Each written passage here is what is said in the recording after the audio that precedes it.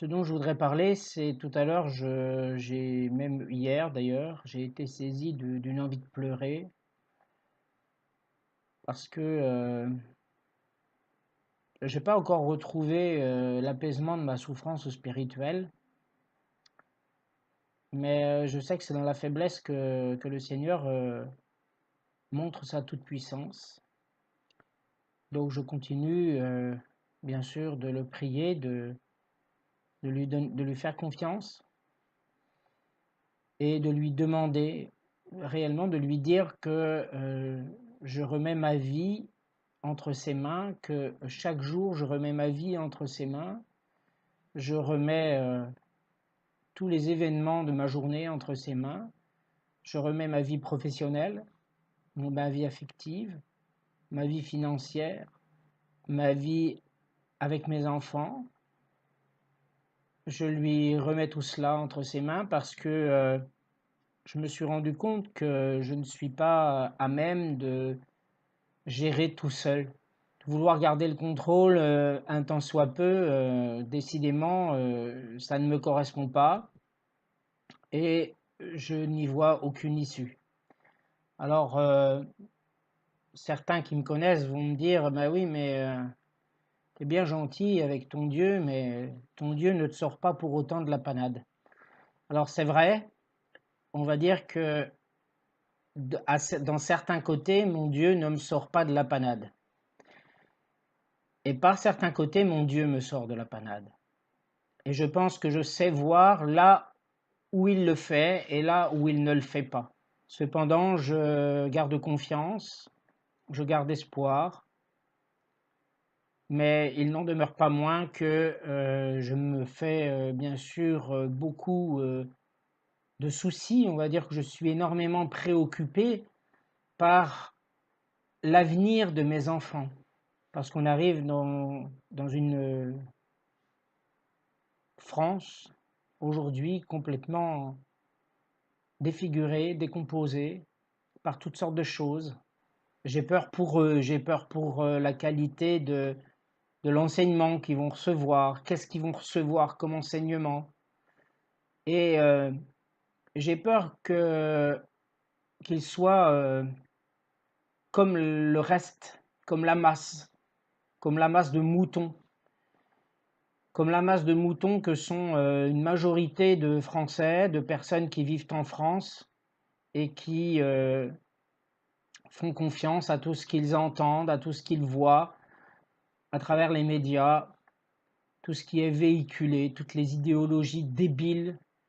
qui font aujourd'hui la France, tout ce qui fait que bientôt nous n'aurons plus du tout la possibilité de penser par nous-mêmes si les choses évoluent comme elles évoluent en ce moment, si ça continue encore. Et moi j'ai peur pour eux, j'ai peur de ce qu'ils pourraient devenir. Alors moi, je sais que je leur inculque une éducation religieuse, je veux dire une éducation, une culture de foi. Je sais qu'ils en parlent beaucoup et je sais que déjà, aussi jeunes qu'ils soient, je pense que le Seigneur va veiller sur eux parce que aussi je confie bien sûr toujours la sécurité morale, affective, physique, psychologique de mes enfants à Dieu. Je le demande à Dieu toujours d'intercéder, je veux dire, pardon, je demande toujours à Dieu d'agir sur eux pour leur donner la foi, pour aussi que le Seigneur Jésus envoie sur eux la protection des anges qu'il leur a destinés, afin que réellement ils aient une bonne scolarité, que leur scolarité se déroule au mieux. J'ai juste peur, simplement que à un moment, ils se détachent par trop de l'éducation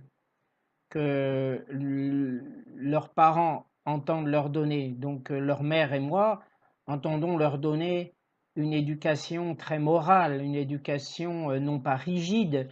mais une éducation axée sur la liberté de penser par eux-mêmes, d'agir par eux-mêmes, d'être ce qu'ils sont, et non pas de, bien sûr, se calquer sur une généralité quelconque qui est véhiculée par des idéologies aussi débiles qu'inventées et totalitaires qui circulent en ce moment dans le monde entier et particulièrement dans notre pays. Je veux toujours véhiculer à mes enfants des valeurs de bien, d'amour, de respect des autres, mais non pas aussi pour autant, je veux dire, de se calquer sur la généralité. Et j'espère que, avec bien sûr la bienveillance de notre Seigneur, j'espère que j'arriverai à faire d'eux de jeunes chrétiens qui sauront être suffisamment éveillés pour vivre de façon juste et équilibrée dans notre société, pour mener une vie qui leur soit salutaire, épanouissante dans tous les domaines de leur vie, qu'ils sachent choisir un métier qu'ils aiment. Et je commence, ils ont 8 et 9 ans, donc je commence presque en tout cas, et je commence réellement à leur parler comme à des grands, pour ainsi dire. Je me fais du souci, bien sûr, pour leur équilibre, étant entendu qu'ils vivent dans une famille éclatée maintenant. Cependant, je tente réellement, avec tout mon cœur, avec toute mon énergie, avec toute ma détermination, de leur inculquer de bonnes choses pour qu'ils vivent dans la paix avec eux-mêmes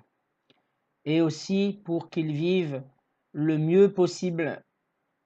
avec les autres, si je puis dire. C'est sûr que ma génération n'est pas la leur et que lorsqu'on est suffisamment éclairé, lorsqu'on a conscience de tout ce qui se passe et de tout ce qui peut faire mal à l'esprit, de tout ce qui peut faire mal dans la vie de tous les jours, à tout un chacun, à cause bien des affres de la vie en général, à cause des affaires du monde, eh bien, il est normal que je me soucie aussi de leur sécurité et j'ai juste peur qu'ils soient à un moment donné égarés. C'est pour cela que je veux réellement confier au Seigneur toute leur vie d'enfant, pour que réellement le Seigneur veille sur eux et que par sa grâce, il les empêche de basculer dans le mal, qu'il les empêche de se séparer de Dieu et au contraire qu'il leur apprenne par l'intermédiaire de leurs parents, entre autres, à rester toujours connectés, c'est un terme moderne, à Dieu, afin réellement qu'ils puissent trouver, je le disais tout à l'heure, la paix et le salut. Simplement, ils ont besoin aussi de parents eux-mêmes épanouis, qui leur inculquent de bonnes choses en toute connaissance de cause. Et c'est là aussi où c'est très difficile. Je pense que avec des parents qui sont tous les deux chrétiens, ils peuvent arriver à faire quelque chose de bien de leur vie, alors non pas comme précisément je pourrais vouloir qu'ils le fassent, mais tout au moins dans les grandes lignes, et qu'ils prennent ensuite leur envol avec leur libre arbitre de penser et d'agir. Et je crois que pour faire des personnes aussi jeunes des gens éclairés pour plus tard, qui soient un tant soit peu, non pas baignés bêtement dans la masse de moutons, mais plutôt qui soient quelque part ouverts et qu'ils sachent raisonner réellement dans tous les sens, par eux-mêmes, par l'intelligence, par l'intuition, par l'intelligence humaine, mais par l'intelligence aussi de la foi, qu'ils sachent appliquer des principes de vie qui leur permettent, là encore, de s'épanouir, de trouver la paix et le salut. Je pense beaucoup à eux. C'est peut-être pour ça aussi que je ne me sens pas réellement, va-t-on dire, prêt encore à rencontrer ou à vivre une relation affective. Je n'y crois plus en fait. Le problème est là, c'est que c'est ambivalent aussi chez moi. Et pour que mes enfants soient épanouis de leur côté, il faudrait que leurs parents soient aussi épanouis de leur côté, qu'ils aient une vie affective épanouie également. Il faut simplement que le Seigneur soit toujours présent. Et si je publie cette vidéo, c'est aussi pour attirer l'attention des gens qui seraient dans la même situation. Il faut simplement s'en remettre complètement au Seigneur, même si pendant un temps, pendant quelques temps, pendant un temps qui paraît plus ou moins long, on souffre, on est dans l'expectative de quelque chose de mieux dans nos vies, on végète, voilà. Donc je pense qu'il faut entièrement s'en remettre à notre Seigneur Jésus, à le prier et à le laisser en fait nous donner toute la connaissance utile de la parole pour et l'intelligence également bien sûr pour que nous puissions surmonter ces difficultés de nos vies. Il n'en reste pas moins que le temps passe et que je suis tellement aussi dans la passion de toutes les choses que je vis et qui me touchent. Je suis tellement dans une certaine fougue, dans une certaine impatience, qu'il est difficile pour moi d'admettre que Dieu me laisse souffrir en quelque sorte. Alors, toujours et encore, je le prie, j'essaie de le prier quasiment chaque matin, chaque soir, ou quand j'en ai envie, quand je vais au travail, dans ma voiture, quand j'en reviens. Et je pense, en l'état, faute de mieux, d'avoir trouvé un juste équilibre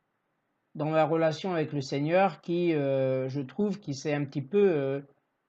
étiolé.